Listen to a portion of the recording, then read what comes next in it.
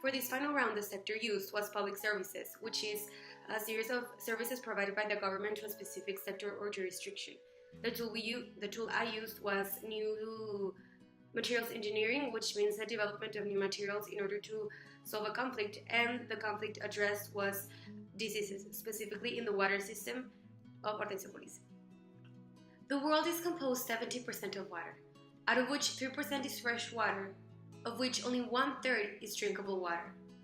Every day, 2.4 billion people are exposed to water-related diseases, which can end with their lives. And as an example, 1.8 million people die annually of diarrheal and cholera, both waterborne diseases.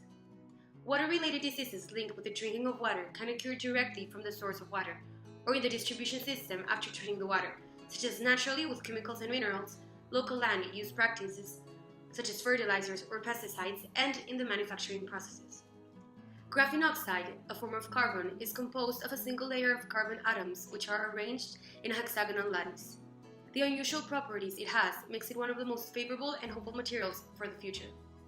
A group of investigators from the University of Manchester have developed a graphene-based sieve capable of filtering water and even removing salt from sea salt. This is attained by drilling small holes, smaller than a nanometer, in a membrane in order to make it permeable, which makes it one of the most promising inventions of the future for the purification system. The hypothesis states that if graphene-based sieve water filters are implemented in Hortensiopolis, then the water system will be safer for citizens to drink and prevent diseases. In order to complete these results, a lot of research had to be done in order to understand the working of graphene-based sieve water filters.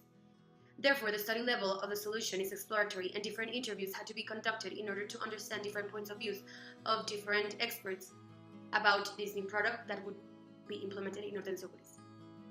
5 experts in the area were interviewed for this project, one which is an sustainable development engineer and 4 members of the association called Esperemos Juntos de Nuevo León.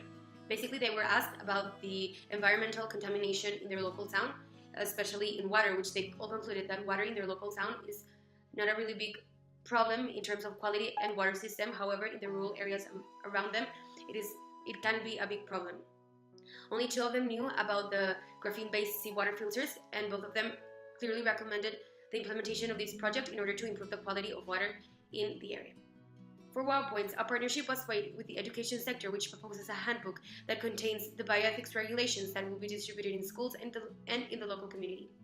Through this partnership, the population will be warned about the possibility of diseases, and if they'll have it, they'll be able to act correctly. As a result, more people in Hortensiopolis will have the necessary knowledge to prevent water-based diseases.